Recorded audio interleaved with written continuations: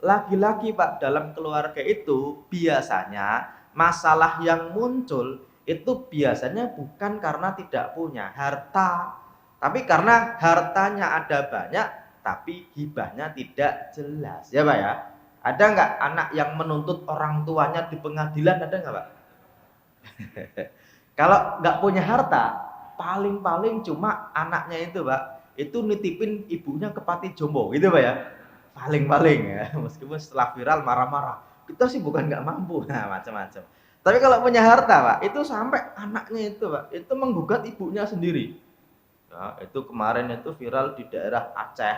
Anaknya itu perempuan mengaku diberi sama bapaknya, bapaknya meninggal, rumahnya yang diberikan bapaknya sama dia itu ditempatin sama salah satu saudaranya dan ibunya.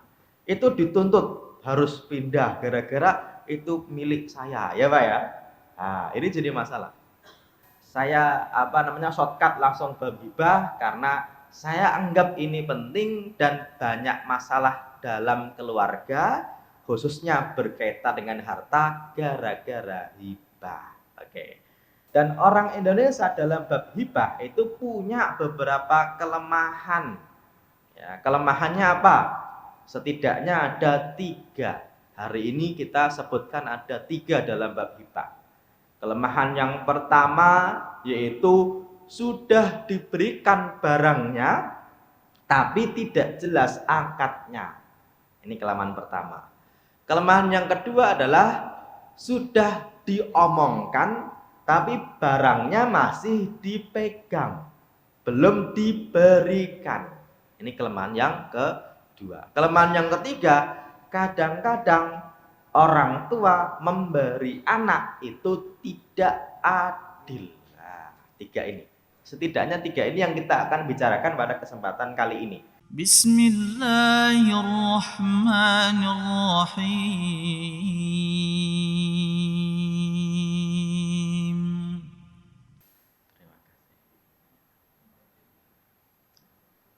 Bismillahirrahmanirrahim. Assalamualaikum warahmatullahi wabarakatuh.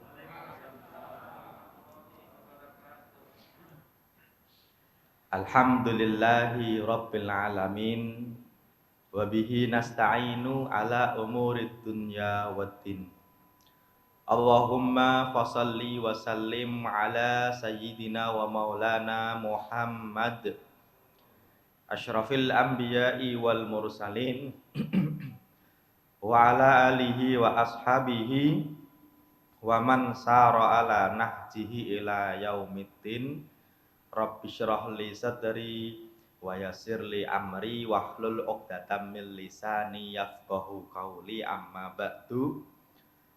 Hadirin jamaah salat subuh Masjid Al-Akbar yang pada kesempatan pagi hari ini kita patut bersyukur kepada Allah Subhanahu wa taala karena kita diberi kesempatan oleh Allah Subhanahu wa taala untuk hadir di masjid yang mulia ini, tentu dalam rangka menjalankan kewajiban kita yaitu sholat subuh. Dan alhamdulillah sholat subuh ini kita kerjakan secara berjamaah, dan setelahnya kita menghadiri majelis ilmu yang semoga dengan hadirnya kita di majelis ilmu ini Allah berkahi kehidupan kita, Allah berkahi usia, rezeki dan juga keluarga kita, sehingga benar-benar kita itu fid dunya mendapatkan hasanah dan di akhirat juga akan mendapatkan hasanah. Sebagaimana doa kita, Rabbana atina fid dunya hasanah wa fil akhirati hasanah wa qina adzabannar. Inilah doa yang disebut sebagai doa sapu jagat, ya Pak ya. Jagatnya aja disapu ya Pak ya. Makanya orang haji, orang umroh itu mau berangkat haji itu doa-doa dihafalin. Sampai-sampai ketika dihafalin kok sudah susah, dibuatin doa-doa dibuat buku, bukunya ditempel di sini ya Pak ya, dikasih tali. Tapi giliran haji umroh itu orang tawaf bawa badan aja susah, apalagi baca ya Pak ya. Akhirnya yang doanya akhirnya Pak, ya udahlah, Robbana atina fid dunya hasanah aja lah ya Pak ya. Ini kadang-kadang kan kita merepotkan diri kita sendiri ya, nggak harus berdoa macam-macam. Ini termasuk doa yang kita selalu ucapkan.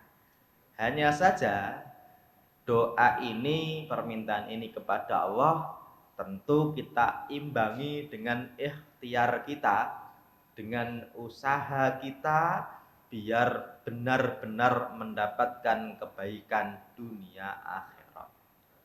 Kebaikan dunia itu biasanya orang melihatnya, orang disebut baik dunianya itu ya biasanya kalau duitnya banyak ya Pak ya. Orang kan disebut duniawi, dia punya dunia. Itu kan biasanya kan orang punya harta. Ya, kayak kita ngomong orang itu jangan dunia terus. Itu kan artinya jangan nyari duit terus kan gitu Pak ya. Berarti orang kalau disebut dunianya baik itu identiknya duitnya banyak. Nggak salah-salah amat sih. Dan Bapak Ibu saya doakan juga semoga duitnya banyak melimpah berkah. Sampai berapa turunan Pak? 8. Kalau 7 nanti keturunan ke-8 nanti nggak punya duit ya Pak ya. Makanya apa namanya ya berkah itu penting ya. Dan biasanya orang kalau punya harta melimpah itu menjadi perhiasan dunia.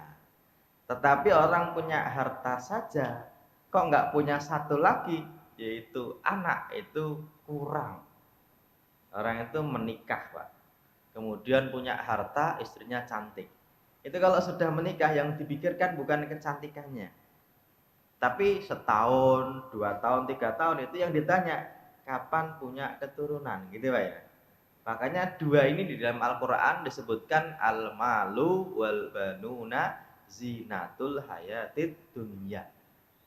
Al-malu harta, wal banuna anak-anak itu zinatul hayatid dunya, perhiasan dunia. Makanya beruntunglah Bapak kalau hari ini hartanya ada, anaknya juga ada. Tetapi bukan berarti kalau dua-duanya ada itu pasti dunianya hasanah.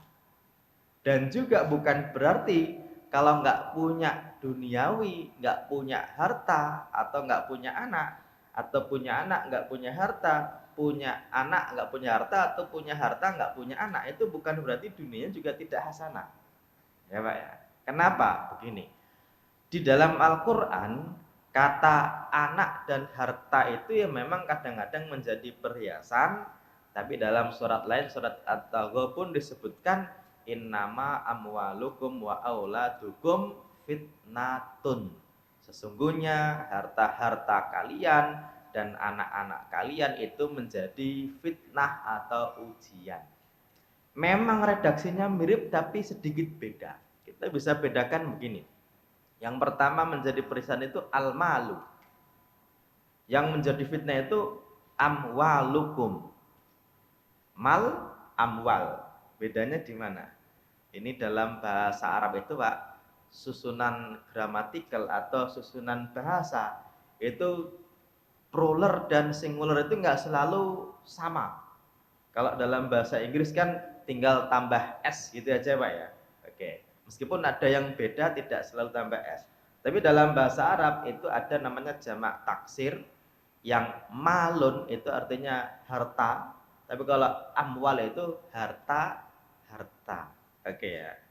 Kemudian yang menjadi perhiasan adalah harta, yang menjadi fitnah adalah harta. Oke. Kemudian yang selanjutnya yang menjadi perhiasan adalah banin, yang menjadi fitnah adalah apa? Aulad. Ya, innama amwalukum wa auladukum fitnah. Meskipun mirip antara waladun dengan ibnun itu mirip. Meskipun ada perbedaannya, salah satunya biasanya Kalau ibnun itu anak dari nasab. Biasanya ya Pak ya, meskipun nanti bisa anak selain nasab, tapi kalau walad itu lebih umum daripada ibnun. Dan yang menjadi perhiasan itu ibnun, yang menjadi fitnah itu aulad. Dan biasanya Pak, dua ini kalau berkumpul kadang-kadang jadi perhiasan, kadang-kadang jadi fitnah. Tapi biasanya yang jadi fitnah adalah hartanya banyak, yang ditinggalkan itu tidak selalu anak, tapi anak dan lainnya. Bisa jadi anak asli atau anak mantu ya Pak ya, atau anak yang lainnya, anak cucu dan lain sebagainya. Dan memang Pak, di dalam kenyataannya ya Pak ya, itu kalau ada keluarga hartanya banyak, kok anak mantu cucu sudah semakin banyak, itu biasanya supporternya tambah banyak ya Pak ya biasanya. Dan yang biasanya itu suka agak-agak krecokin itu ya supporter-supporter itu. Kalau pemain intinya sih biasa-biasa saja ya Pak ya. Tapi kalau sudah ada supporternya, biasanya tim hore itu tambah rame tepuk tangannya ya.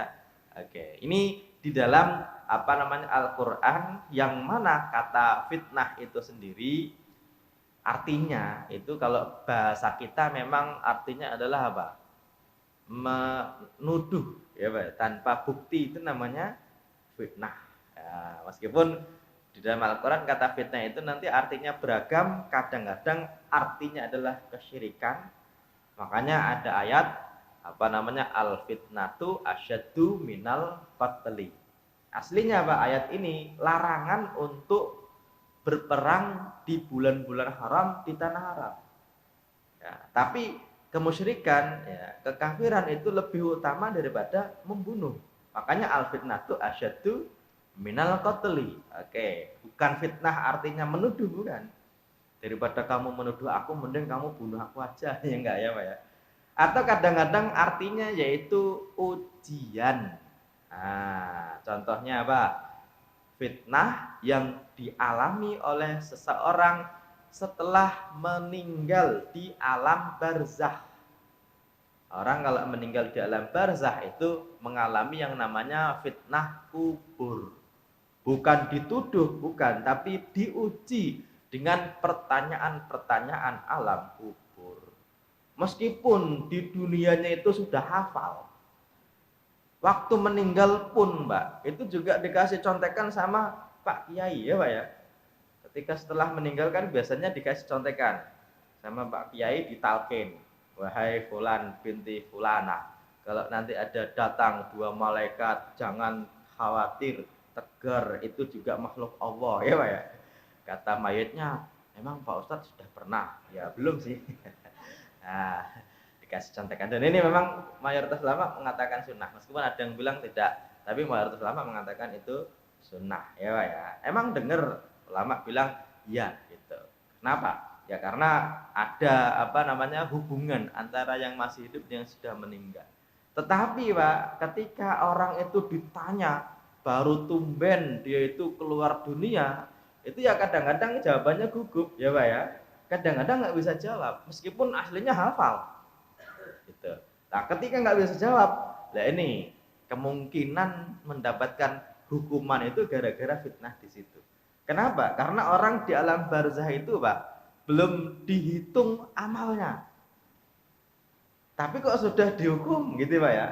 Kadang bilang, orang itu kalau belum disidang itu belum mendapatkan predikat sebagai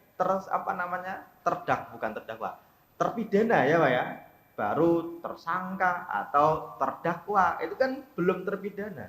Masih asas praduga tak bersalah. Tapi kok disebut hukuman kubur, ya salah satunya karena nggak bisa jawab fitnah kubur begitu. Nah, di dalam harta dan anak itu juga ada ujiannya. Makanya hari ini tema saya adalah hibah jangan salah. Kenapa hibah jangan salah? Karena kalau sudah salah itu lebih repot, lebih susah daripada sekedar bagi waris. Oke, dan orang tua Pak, kadang-kadang malah sengaja meninggalkan masalah dalam keluarga gara-gara menyepelekan akad hibah. Saya nggak yakin ada kajian sampai bab hibah, kecuali kalau memang kajiannya rutin sering.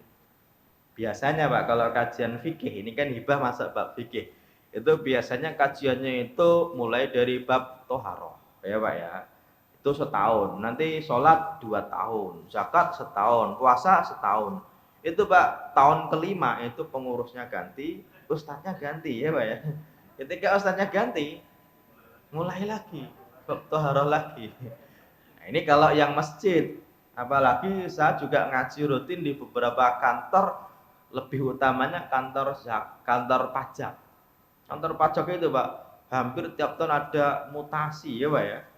Wah, itu sampai ada kantor pajak itu Pak. Itu pengurusnya sudah ganti berkali-kali. Itu saya bingung, ini saya ngajinya mulai dari mana lagi? Karena orangnya ganti mulu ya Pak ya. Nah, makanya saya shortcut langsung bab hibah karena saya anggap ini penting dan banyak masalah dalam keluarga khususnya berkaitan dengan harta gara-gara hibah. Oke. Hibah ini Pak memang mirip dengan hadiah, mirip dengan sedekah. Cuma ada bedanya adalah bab niatnya. Ya. Kalau sedekah niatnya adalah ikhlas lillahi ta'ala membantu orang lain. Kalau hadiah niatnya adalah memuliakan, ya, memberi reward, itu hadiah. Dan biasanya kalau hibah itu niatnya adalah menjalin silaturahim, biasanya begitu. Ya, meskipun kadang-kadang kata hibah ini menjadi agak-agak ambigu ketika hibahnya itu misalnya ya, itu dari institusi atau dari negara. Contoh begini, ketika ada Jepang menghibahkan kereta listriknya ke Indonesia, itu kadang-kadang saya bertanya, berarti nggak bayar dong ya Pak ya? Tapi ternyata suruh bayar Pak. Berarti hibah nggak ya? Hibah nggak Pak? Keretanya sih gratis Pak Ustadz, gratis dikasih. Tapi harus direstorasi, harus dibenerin ya Pak ya. Lah, benerinnya itu harus di Jepang, lah itu yang bayar. Ya, Bapak saya kasih nih. Nah, saya punya sepeda tapi rusak. Bapak mau? Mau. Tapi saya benerin dulu lah. Benerinnya itu 2 juta. Ya Pak ya. Ini kadang-kadang akad itu kadang-kadang unik ya. Contoh lain apa? Kata infak itu juga kadang-kadang tidak selalu seperti infak pada umumnya. Contoh begini. Ada masjid nih ya. Buat kalender. Nah, biasanya kan begitu ya kalender ya. Itu Pak kadang-kadang itu tulisannya apa? 1 kalender infak 50.000. Infak itu bayar nggak Pak? Bayar. Kalau nggak infak boleh nggak? Nggak boleh ya Pak ya. Terus maksudnya infak apa gitu ya? Infak itu singkatan kan ya Pak ya? Apa? Iuran paksa gini deh. Nah, berarti suruh iuran tapi dipaksa. Hari ini muamalah itu aneh-aneh ya. Makanya ada juga yang makan sepuasnya, bayar seikhlasnya. Nah, kalau nggak ikhlas gimana? Ya Pak ya. Ini jadi masalah. Makanya di dalam hibah ini Pak, yang terjadi di masyarakat sebagaimana pengalaman yang ada, itu menjadi masalah di keluarga karena keluarga itu biasanya akadnya tidak jelas. Ya Pak ya. Biasanya akadnya tidak jelas dan ketidakjelasan akad ini nanti berpengaruh di dalam apa? Di dalam hak milik. Oke, makanya setidaknya saya mengumpulkan hibah jangan salah dalam tanda kutip sama dengan kalau hibah salah, kalau terjadi masalah ya berarti bukan salah anak-anaknya tapi kesalahan kita bersama yang bisa jadi kesalahan dari suami ke istri atau orang tua ke anak. Tadi saya bilang hibah itu orang Indonesia itu jarang yang menyebutkan akad hibah. Padahal hibah itu Pak bedanya apa dengan sedekah? Kalau sedekah itu ibadah ikhlas, dia itu butuhnya niat, tidak butuh kepada akad. Adapun hibah itu bentuknya adalah akad Kalau akad berarti harus ada ijab qabul. Ini salah satu perbedaannya. Meskipun perbedaan yang lain adalah kalau seorang nabi atau keturunan dari nabi, mereka boleh menerima hibah, boleh menerima hadiah, tapi tidak boleh menerima sedekah. Nabi pernah dites oleh Salman Al-Farisi ketika datang ke Madinah pertama kali, karena Salman Al-Farisi itu Pak, dia itu pencari agama-agama samawi. Ya, dulu pernah Zoroaster, dulu pernah Yahudi Nasrani, sampai akhirnya ketemu Islam. Itu ceritanya di kitab-kitab terdahulu. Kalau benar-benar Nabi, dia tidak akan menerima sedekah. Pertama kali datang Nabi ke Madinah, dia ngelihat ketika orang-orang tola al-badru alaina, dia melihat, oh itu toh yang katanya Nabi, gitu Pak ya. Dites ya, karena dia punya dua ciri-ciri kalau menurut Salman. Yang pertama, tidak menerima sedekah. Ketika datang pertama kali diberi sedekah oleh Salman, Nabi, ini sedekah dari saya. Nabi menerima, tapi diberikan kepada sahabat Nabi yang lain, Nabi diam saja tidak ikut makan. Oh, ini berarti ciri ini. Oke. Hari yang kedua, hari berikutnya, dia membawa makanan lagi, bilang, ini hadiah, ini hibah dari saya, ini bukan sedekah dari saya. Oh iya, Nabi terima dan ikut makan. Oh, ini ciri. Sampai-sampai ketika datang seperti itu, Salman bilang, saya sudah punya ciri-ciri Nabi yang katanya kalau dia tidak menerima sedekah tapi menerima hadiah, sudah saya buktikan. Tapi ada satu ciri lagi, yang mana Nabi itu punya khatamun nubuwah, punya tanda kenabian, yang di punggungnya akhirnya Nabi tunjukkan Salman Al-Farisi masuk Islam dengan baik, ya Pak ya.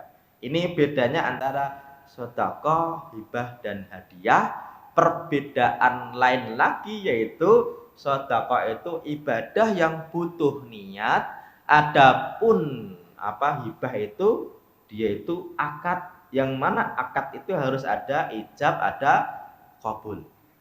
Kita akan buktikan ya. Orang itu sedekah ke kotak amal. Ada kotak amal. Ya Pak ya. Kalau misalnya hari Jumat ada kotak amal lewat, ya, kita ngasih uang, pertanyaannya, kita akad gak dengan kotak amal? Akad ya? Ya tinggal masukin aja ya Pak ya. Tinggal masukin aja. Sah nggak? Sah. Nggak tahu kalau Bapak hari Jumat itu ada kotak amal lewat itu, masukin duit atau geser atau pura-pura tidur atau tersenyum ya. Karena ada juga yang tersenyum Pak. Kenapa? Karena senyum itu sedekah ya Pak ya. Makanya dia sedekah, meskipun senyumnya sedekah itu di wajah saudaramu gitu kan. Lah, sedekah itu tidak butuh akad. Seberapapun semodel apapun sedekahnya. Termasuk sedekah ke orang lain, termasuk sedekah wajib. Apa? Zakat. Zakat itu termasuk sedekah wajib, yang mana ketika kita ngasih kepada orang yang berhak, kita nggak bilang kalau itu zakat pun zakatnya salah. Ya Pak ya. Atau misalnya gini, kita bilang ke sopir kita misalnya, kita ngamplopin satu amplop 1 juta, adanya 10 amplop karena zakat kita misal 10 juta. Kita bilang, ini ada 10 amplop, tolong kasihkan si A, si B, si C. Gak usah bilang kalau ini zakat, atau gak usah bilang kalau itu dari saya. Boleh nggak Pak? Boleh. Kenapa? Karena zakat itu ibadah kepada Allah, butuhnya niat dalam hati, tidak harus ada apa? Akad. Cuma kalau zakatnya itu ke amil zakat, misalnya nih Masjid Al-Akbar punya amil, kita zakat baik zakat mal maupun zakat fitrah, kan biasanya kita salaman gitu Pak ya, biasanya. Tapi kalau nggak salaman sah nggak? Sah. Tapi kalau kita taruh doang, ini dari saya, kok nggak bilang itu buat apa? Boleh nggak? Nah ini jadi masalah. Kenapa? Karena kita tidak langsung memberi kepada orang yang berhak, tapi titip kepada amil untuk diberikan kepada yang berhak. Kalau nanti amilnya tidak dikasih tahu ini uang apa, ini uang apa Pak? Ya dari saya. Oh terima kasih ya, gitu Pak ya. Disakuin sama amil boleh nggak Pak? Ya harusnya nggak boleh. Karena kita nggak bilang itu apa. Makanya sebenarnya kalau sama amil itu akadnya adalah ini zakat saya, begitu Pak ya. Tolong berikan kepada yang berhak, begitu. Tapi kalau langsung diberikan kepada yang berhak, kita nggak bilang itu zakat pun itu sah-sah saja. Karena kadang-kadang Pak ada saudara ketika dibantu kalau itu zakat itu kadang-kadang agak enggan. Emang boleh Pak Ustaz zakat kepada saudara? Ya Pak ya, jawabannya selama dia bukan orang yang wajib dinafkahi itu sah-sah saja, bahkan lebih utama. Ya Pak ya. Kalau yang wajib dinafkahi misalnya istri, nggak boleh, istriku ini zakatku, gitu ya Pak ya. Nggak boleh. Meskipun kebalikannya ulama ada yang membolehkan. Dari seorang istri yang kaya raya kepada suami yang miskin. Emang ada suami miskin Pak Ustadz? Ya sangat mungkin ya Pak ya. Janda kaya raya nikah dengan anak muda yang miskin tapi ganteng. Nah, contoh ya Pak ya. Terus suamiku, kamu kan belum kerja, ini zakatku ya. Oh, saya terima gitu Pak ya. Sangat mungkin karena apa? Para ulama menyebutkan seorang istri tidak wajib menafkahi siapa? Suami. Ya, meskipun ya unik aja, masa sama suami perhitungan sih gitu Pak ya. Termasuk kebalikannya. Tapi para ulama membolehkan, apalagi kepada saudara yang dekat, yang menjadi tetangga kok miskin, itu bisa jadi pahalanya 3. Ya.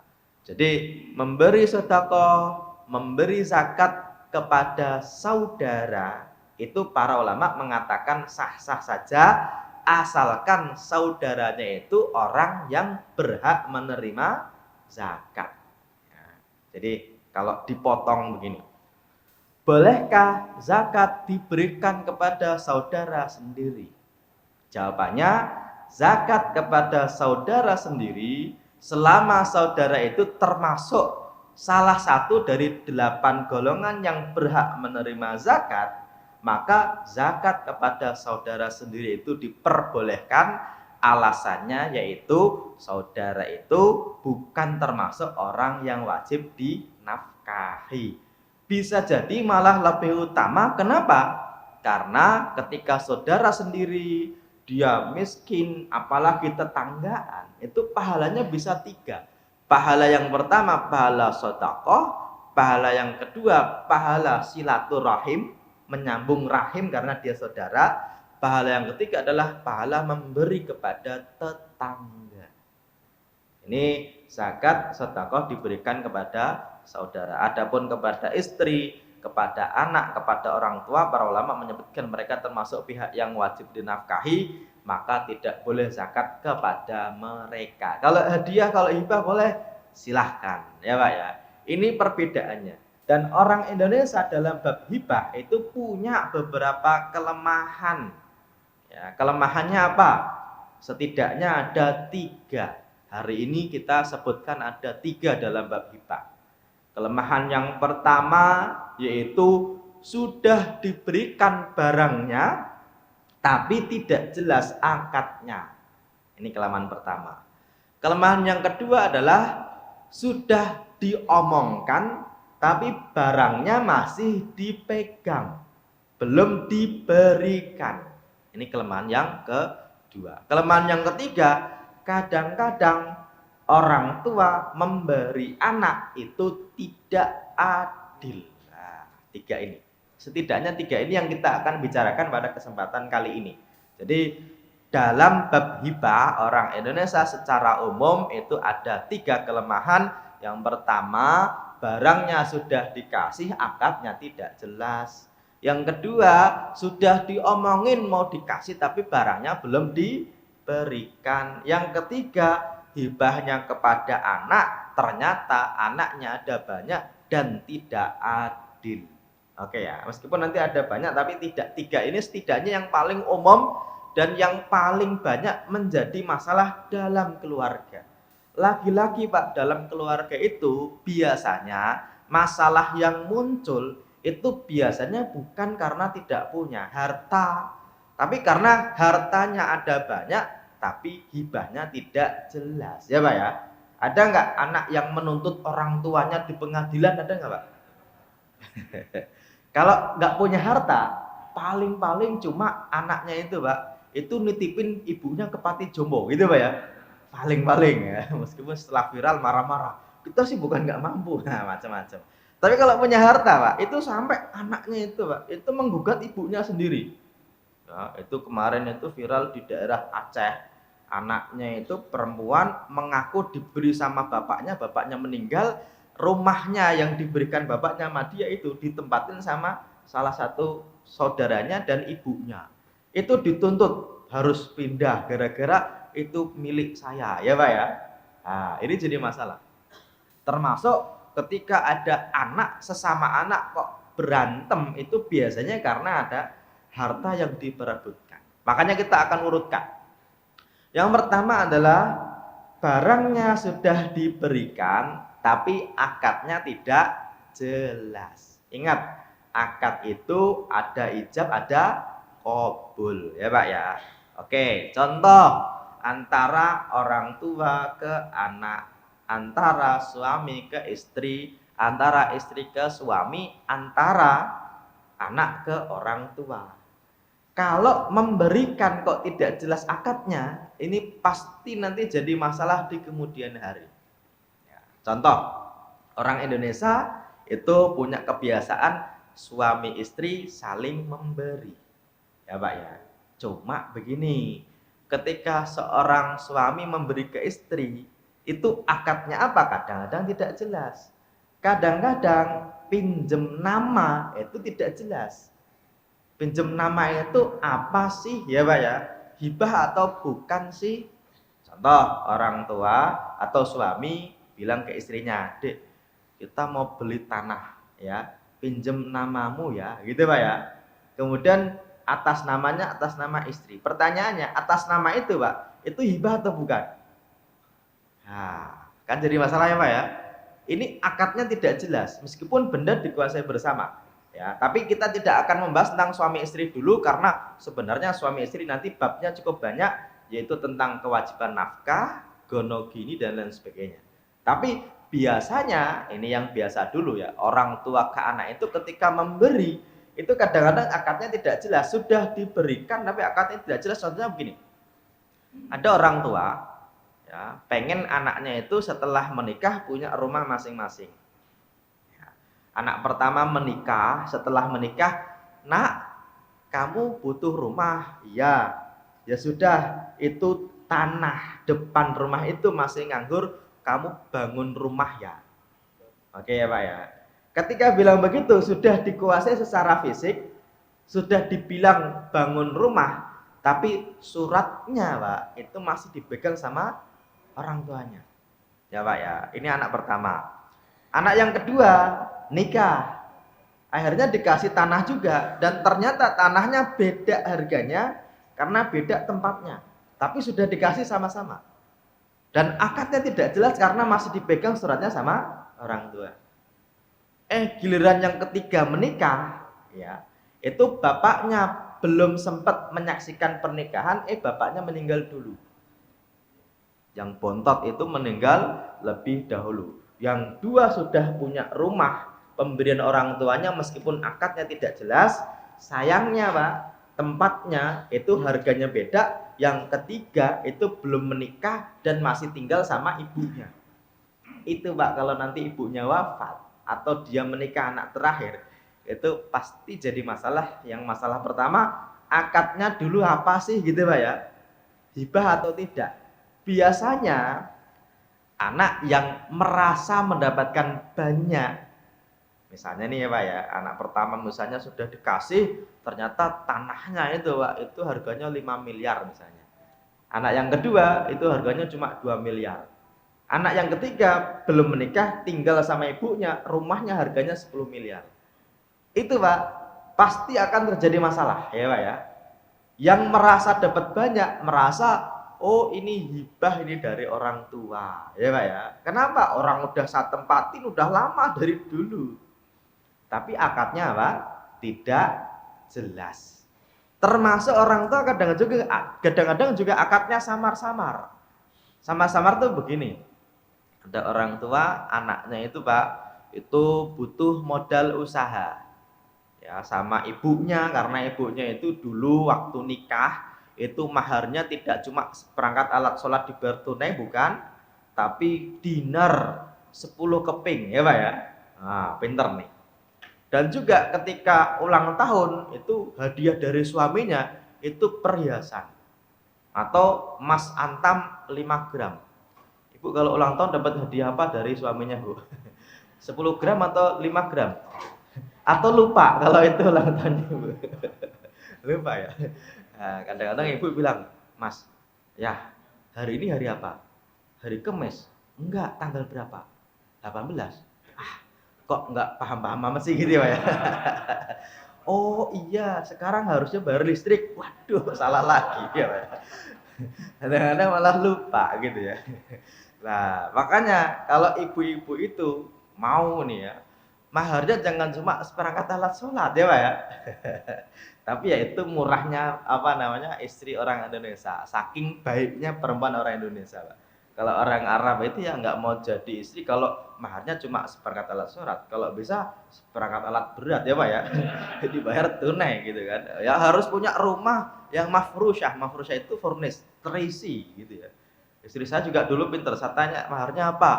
Terserah deh. Oh terserah beneran loh ya. Mikir, enggak deh, dinar deh ya Pak ya. Oh pinter nih gitu ya. Meskipun tabungan itu nanti juga buat kita dan anak kita gitu ya Pak ya. Oke, ketika ibu itu punya tabungan emas, anaknya butuh modal, itu ibu itu Pak, itu nggak akan lari kemana duitnya gitu Pak ya. Toh juga uang itu untuk tabungan kepada anak-anak gitu kan, biasanya kan begitu. Tapi masalahnya begini, ketika ibu itu punya tabungan emas, anaknya butuh modal atau ada sesuatu yang butuh uang, misalnya renovasi misalnya, atau dia anak kita ini seorang laki-laki yang harus punya rumah, ditawarin tanah sama mertuanya harus bayarin misalnya gitu Pak ya. Dan kita punya uang, kita cuma bilang begini, "Nak, ini perhiasan ibu jual saja nggak apa-apa." Ya Pak ya.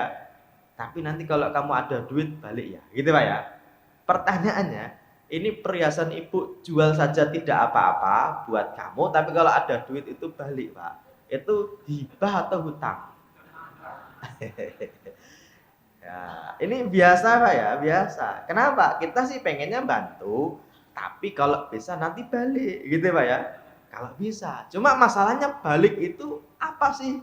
Kalau dianggap hibah kok wajib balik. Kalau dianggap hutang kok tidak dicatat, tidak ada waktu kapan mengembalikan ya Pak ya. Kok mengembalikannya juga kalau kamu ada. Ini Pak, saya tidak ngomong itu bukan berdasarkan pada teori, tapi realita. Ya Pak ya, yang mana ada masalah di keluarga, gara-gara salah satu anak memakai perhiasan ibunya, yang mana perhiasannya cukup banyak, ada 30 gram, 50 gram, waktu dijual saat itu, 1 gramnya cuma Rp400.000. Hari ini ketika ibunya wafat, anaknya itu mikir, oh dulu kan ibu kan punya perhiasan, oh iya saya pakai, gitu Pak ya. Karena waktu ngasih mungkin saudara-saudara lainnya nggak tahu, tapi dia ngaku, oh iya saya pakai, berapa? 50 gram, ya udah balikin yuk kita bagi waris. Dia Pak yang memakai itu ngitungnya begini, 50 gram dulu harganya 400 berarti 5 kali 4 ya Pak ya. Oh 20 juta, ini ada 20 juta, dulu saya pinjemnya 20 juta. Kata yang lain, kok 50 juta, 50 gram kok 20 juta, itu kan harga tahun berapa ya Pak ya. Lah sama anak yang lain, ya janganlah, itu kan perhiasan baliknya harus apa? Perhiasan, wong berat banget dong, kenapa? Sekarang 950 kali 50 ya Pak ya, oh berarti udah naiknya cukup signifikan, bisa jadi 2, sekian kali lipat kan gitu Pak ya. Wah, sama anak biasanya begini, yo kok begitu sih gitu Pak ya. Lah, aslinya niat dari orang tua baik, ya, niat dari orang tua baik, dan anak juga niatnya baik ingin mengembalikan. Cuma karena tidak jelas akadnya, ini di kemudian hari pasti terjadi masalah dan bendanya sudah dikuasai. Tapi tidak jelas akadnya, ini calon potensi konflik. Ya. Makanya ketika diberikan barangnya kok tidak jelas akadnya, bisa tercampur dengan hutang piutang. Ya. Dan kalau tercampur dengan hutang piutang, ini repotnya begini. Ketika tidak dicatat, tidak jelas kapan mengembalikan, itu uang tadi Pak wajib kembali. Yang kembali itu apakah uang dari jual perhiasan atau dari perhiasan lalu dijual jadi uang, ya. Karena dua hal ini berbeda ya Pak ya. Kalau pinjamnya perhiasan 50 gram, maka nanti wajib kembali apa? Perhiasan 50 gram. Oke. Tapi kalau pinjam uang, berarti ya uangnya dari jual perhiasan kembali seharga uang itu kapan? Kan gitu Pak ya. Cuma sayangnya tadi, ketika kepada anak tidak jelas akadnya, kecampur dengan hutang piutang, dan tidak jelas dituliskan akadnya kapan dikembalikan, dan tidak jelas ini utang apa. Ya, pernah juga terjadi yang lebih tinggi lagi nilainya. Kalau tadi emas itu paling kenaikannya itu cuma beberapa persen. Ada juga yang pinjemnya itu rumah. Karena rumah itu kadang-kadang jadi tabungan dari orang tua ya Pak ya. Dia beli tanah di mana, beli rumah di mana, itu sama anaknya dijual butuh modal, giliran orang tuanya wafat, rumah tanah itu mau diminta untuk dibagi waris, ternyata Pak, antara nilai jual saat dulu dengan hari ini itu kenaikannya cukup signifikan. Dulu dijual 50 juta, hari ini NJOP-nya jadi 250 juta. Ini Pak, ketika orang tua sudah sama-sama meninggal, anaknya itu Pak, itu mendapatkan masalah gara-gara orang tuanya, yaitu hibahnya sudah diterima bendanya tapi akadnya tidak jelas. Bisa kecampur dengan hutang piutang, kalau omongannya nanti kalau kamu ada kembalikan, bisa kecampur dengan wasiat, bisa kecampur dengan waris. Ya, contoh begini, orang tua bilang, nak ini rumah, ini nanti saya kasih buat kamu, tapi setelah aku meninggal, ya Pak ya, setelah aku meninggal sebenarnya sudah buat kamu dan sudah menempati bersama ya Pak ya. Itu potensi konflik. Kenapa? Karena sang anak merasa sudah diberikan, sudah ditempati, tapi belum jelas akadnya dan kecampur dengan apa? Wasiat. Karena wasiat itu diberikan kepada selain ahli waris setelah meninggal. Dalam bab hibah yang kecampur wasiat itu nanti jadi masalahnya Pak. Yang pertama, orang itu berwasiat Pak, memberi harta tidak boleh diberikan kepada calon ahli waris. Ya. Yang kedua, kalau memang diberikan kepada anak kok jalur hibah, kenapa tidak adil dengan anak-anak yang lainnya? Yang ketiga dan biasanya terjadi itu biasanya orang tua itu ketika ngomong buat kamu ditambah begini. Tapi sekarang kita tempati bersama dan kamu nggak usah bilang saudara-saudara yang lain. Nanti kalau mereka ngiri ya Pak ya. Kalau mereka ngiri kamu nganan saja. Ini Pak, ketika orang tua kok sudah bilang begitu, yakin nanti jadi masalah di kemudian hari. Kenapa? Ya karena dari awal kadang-kadang anak itu Pak, itu berbakti sama orang tuanya, tempat tinggalnya bareng sama orang tuanya ya Pak ya. Tapi akadnya tidak jelas bercampur dengan wasiat atau bercampur dengan waris. Ya, karena apa? Ya karena tadi, kalaupun memang nanti orang tua itu punya harta yang lainnya, ada satu anak kok mengaku diberi, harta lainnya itu anak yang sudah diberi tadi dapat lagi atau tidak? Kalau dapat lagi berarti dapatnya apa? Double. Kalau tidak dapat kan dia termasuk ahli waris, kenapa tidak dapat warisan ya Pak ya. Ini masalah Pak, yaitu pemberiannya sudah ada tapi akadnya tidak jelas ya Pak ya. Artinya kalau kita sudah memberi dan kita sudah biasa memberi motor, memberi rumah, memberi modal, anaknya butuh modal karena mau buat kafe, hari ini kan banyak orang buat kafe. Atau kadang-kadang orang tuanya begini, ngasih ke anaknya ya dalam bentuk DP rumah. DP-nya berarti 500 juta misalnya. Ini nak, saat DP-in rumah ya Pak ya. Cicilannya anaknya 15 tahun per tahun 5 juta. Pertanyaannya, rumah itu milik siapa? Ya Pak ya, kadang-kadang nggak jelas. Dan baru saja ada jamaah bertanya, dan ini masalahnya cukup pelik. Kenapa gini? Ada orang tua punya anak perempuan, ini kasus Pak ya. Saya ingin bercerita saja, semoga nanti tidak terjadi. Ada anak perempuannya menikah. Biasa orang tua itu ingin membantu anaknya biasa.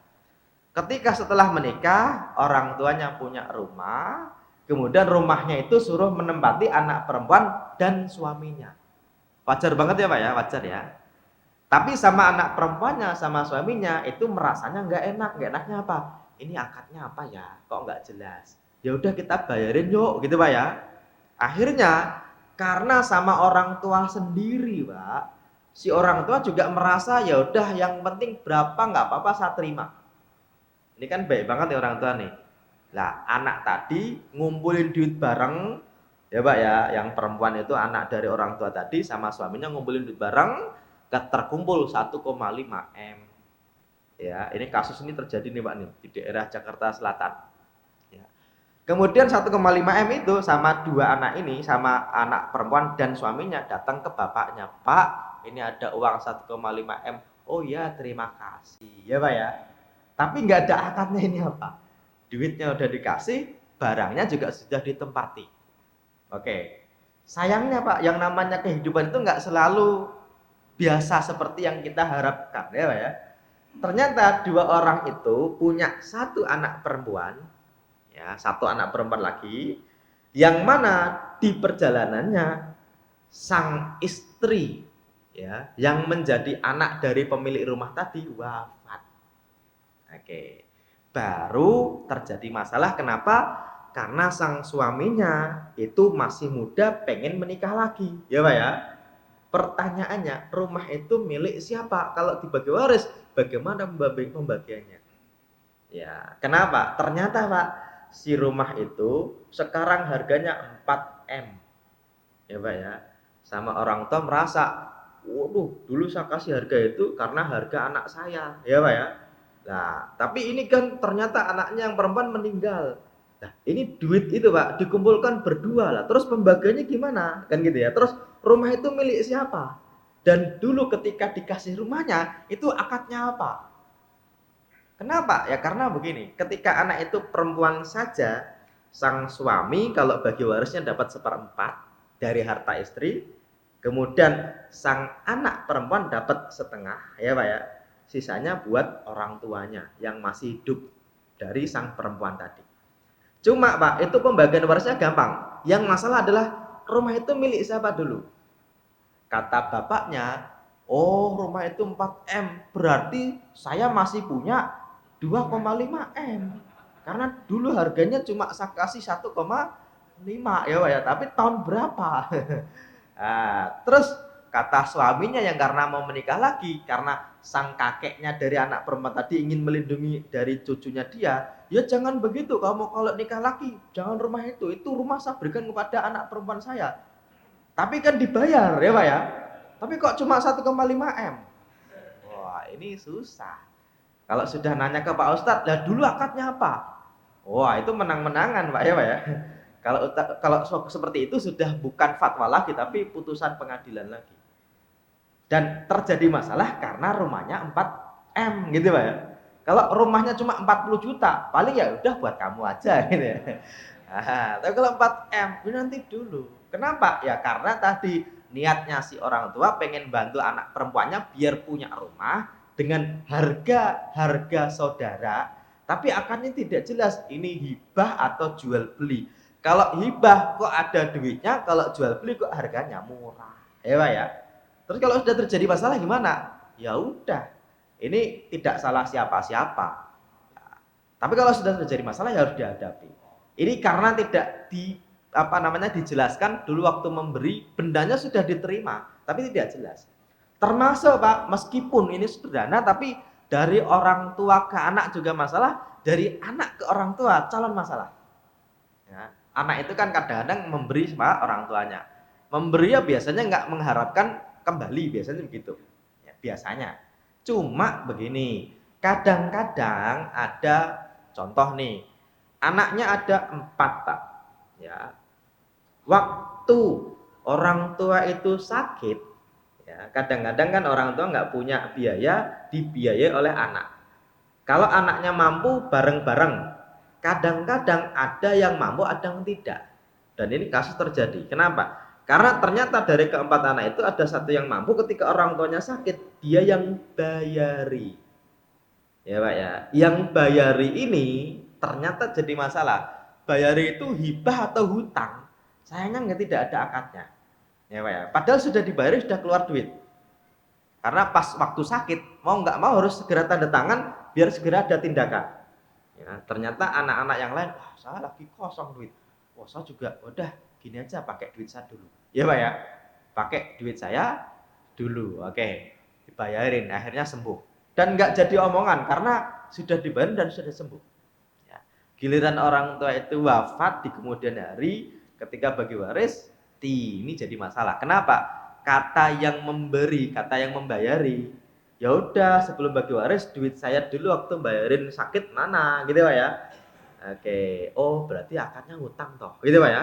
Ya kan pakai dulu. Kata yang lain, kamu itu sama orang tua kok perhitungan banget ya Pak ya. Harusnya sama orang tua itu ya birrul walidain gitu ya. Nah, kata yang bayarin, saya mending ya Pak ya. Saya bayarin, kamu ngomong doang ya Pak ya.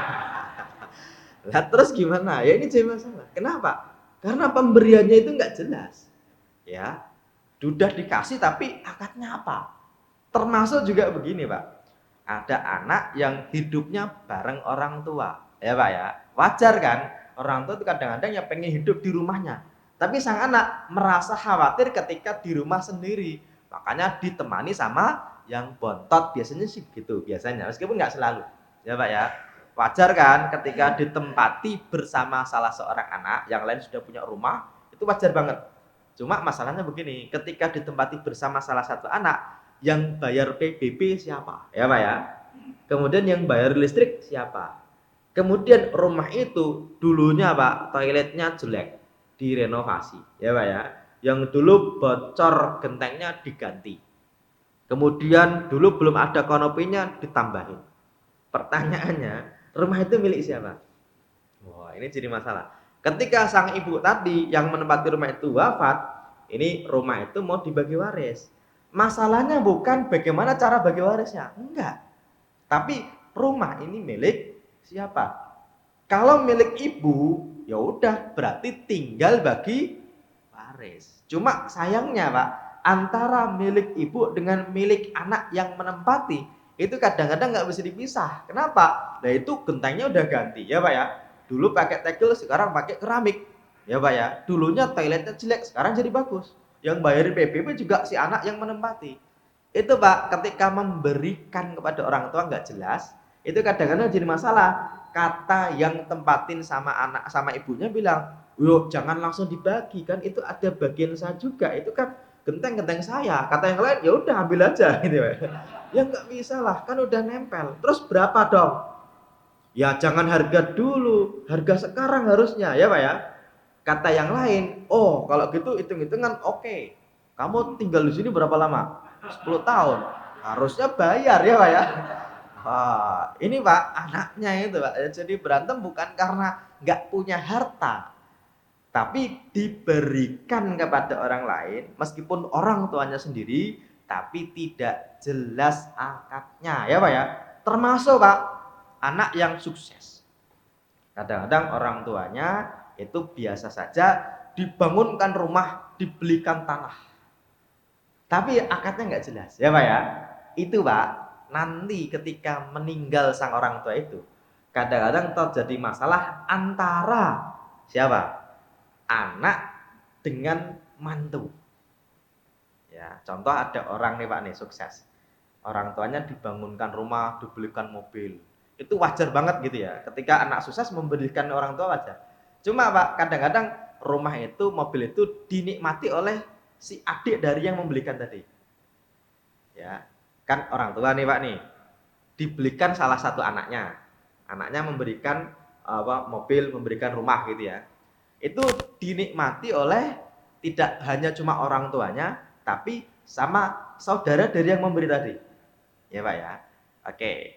Yang jadi masalah ketika yang sukses tadi meninggal, ya, kadang-kadang jadi masalahnya ini tanah, ini rumah, ini mobil milik siapa?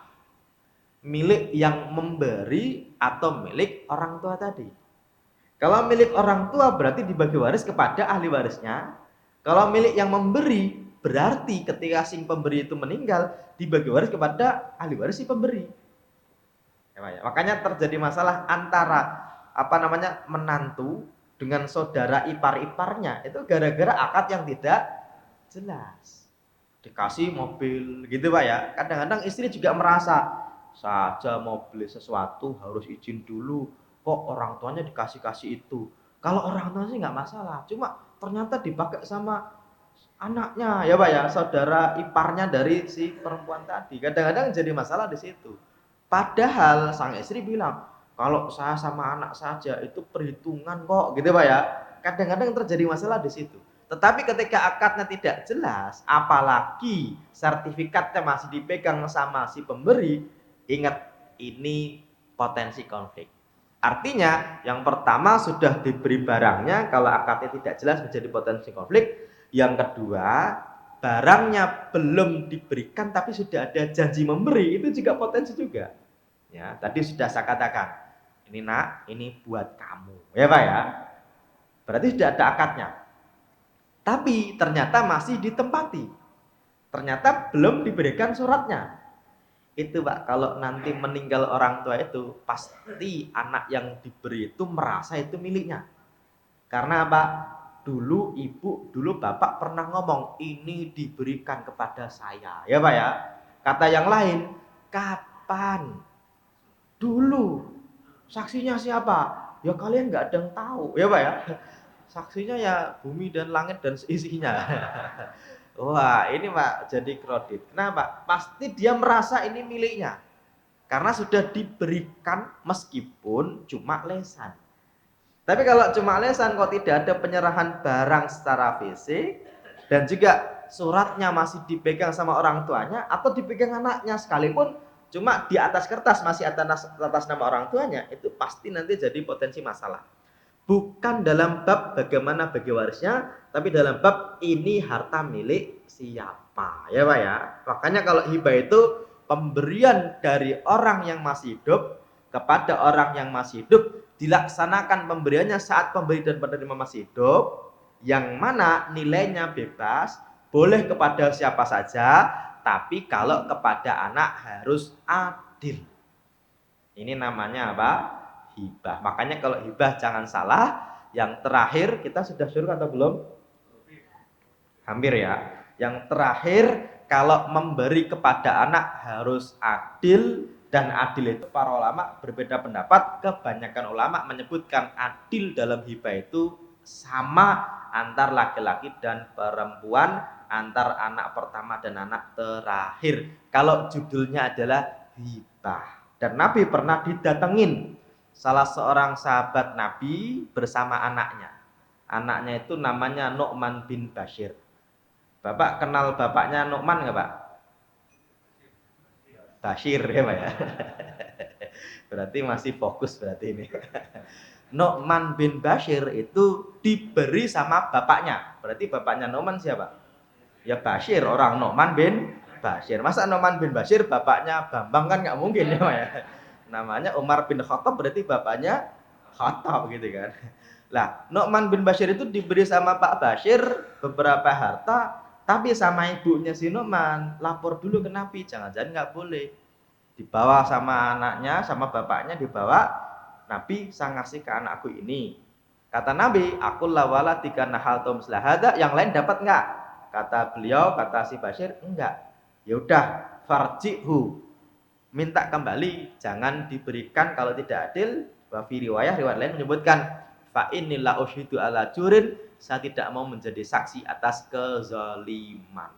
Berarti memberi anak satu yang lain tidak diberi itu salah satu bentuk kezaliman, dan kezaliman ini kalau dibiarkan nanti anaknya jadi berantem di antara mereka gara-gara kasih sayang orang tuanya tidak adil dalam bab hibah. Makanya kalau kita bisa bedakan begini. Ini hibah itu intinya adalah waktu akadnya terjadi sebelum orang itu wafat.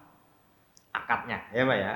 Yang mana diberikan, diserahkan bendanya saat keduanya belum meninggal. Namanya hibah. Penerimanya boleh siapa saja. Oke, dan ini penting Pak. Makanya dalam beberapa kasus itu hibah itu bisa diutamakan, bisa dilaksanakan ketika anaknya itu ada yang nanti tidak menjadi ahli waris.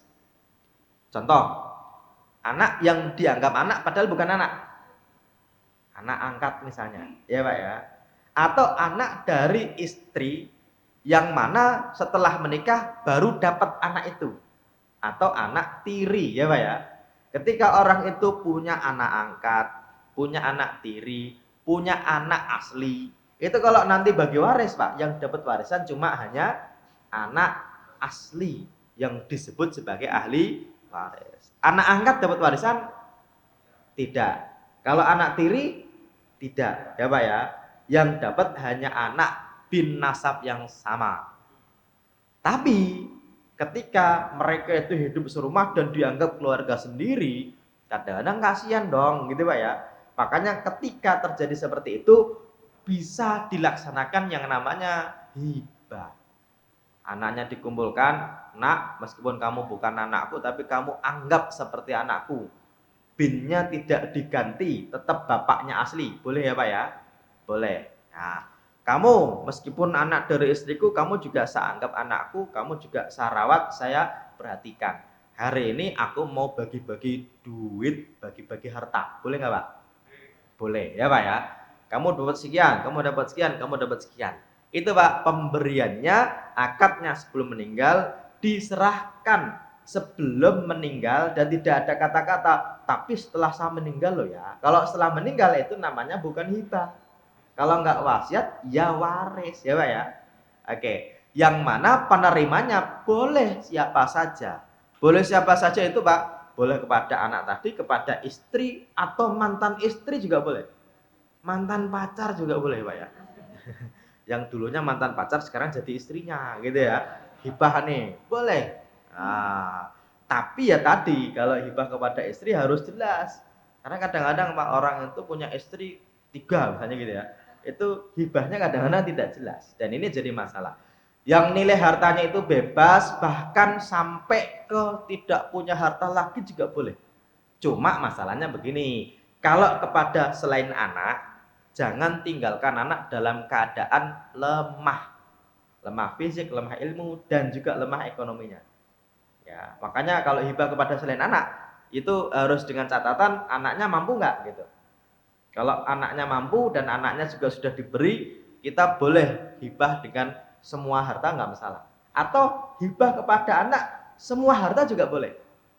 Dan ini kasus Pak, biasanya kalau dalam bab ketika anaknya itu perempuan saja, itu sangat mungkin nanti harta warisnya itu tidak cuma kepada anak tapi kepada pihak lain, ya Pak ya.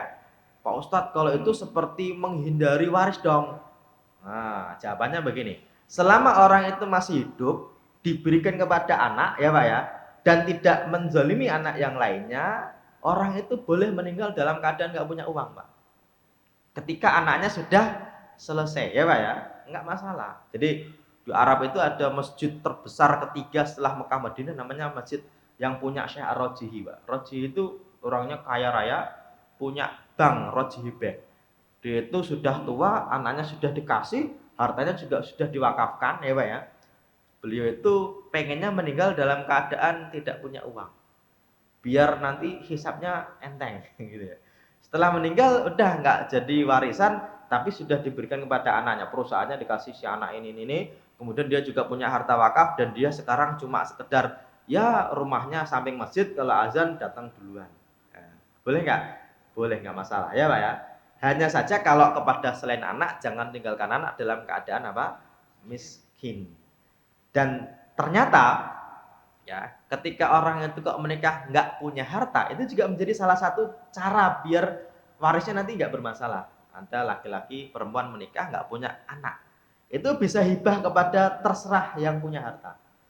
Kepada anak angkat misalnya, ya Pak ya, atau kepada istrinya, atau kepada orang tuanya. Meskipun nanti jadi masalah ketika dia punya ahli waris, kok hibahnya kepada orang lain semua, itu jadi sedikit masalah.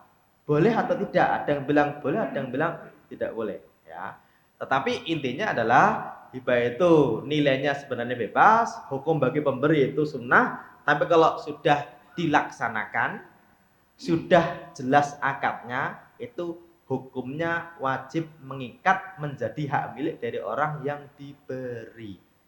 Tidak bisa diminta kembali kecuali pemberian dari orang tua kepada anak. Kalau pemberian orang tua kepada anak itu boleh diminta kembali. Selain itu, kalau ada orang hibah, sedekah, infak kok diminta kembali, seperti anjing, yang anjing itu muntah, muntahnya dimakan lagi. Tapi kalau kepada anak itu boleh diminta lagi. Karena kadang-kadang orang tua gini, "Oh Ustadz, ini rumah itu saya tempati. Ya, nanti kalau saya hibahin nanti saya tempat di mana?" Iya Pak ya. Jawabannya begini, hibah itu pemberian hak milik. Adapun siapa yang memakai itu terserah. Contoh nih Pak nih, saya punya motor, saya hibahin ke Bapak. Tapi Bapak bilang, "Ya udah Pak Ustadz pakai aja dulu." Ya Pak ya, boleh nggak Pak? Ya nggak masalah, karena hak miliknya sudah pindah, ya Pak ya. Oke. Lah, ketika hak miliknya sudah pindah dan sudah diserah terimakan meskipun secara simbolik berarti sudah jadi hak milik, tidak bisa diminta kembali. Kalau kepada anak boleh diminta kembali. Kenapa? Karena kadang-kadang orang tua kalau hibah kepada anak, dia khawatir nanti kalau pas sakit dia nggak punya uang, nanti minta kepada siapa, ya Pak ya. Jawabannya kepada anak boleh diminta kembali, bukan seperti anjing yang muntah yang makan kembali muntahnya. Ini saya kira secara umum bab hibah kita sudah pahami dan semoga jangan sampai keliru. Tetapi kalau nanti ada pertanyaan lagi, ada yang ingin diperjelas, silakan bisa ditanyakan atau dikonfirmasi. Oke, kira-kira kita bisa akhiri dulu sampai di sini ya Pak ya. Dan hari ini insya Allah kalau ada yang ingin ditanyakan karena Ustadznya tidak ada. Oh, ada pertanyaan.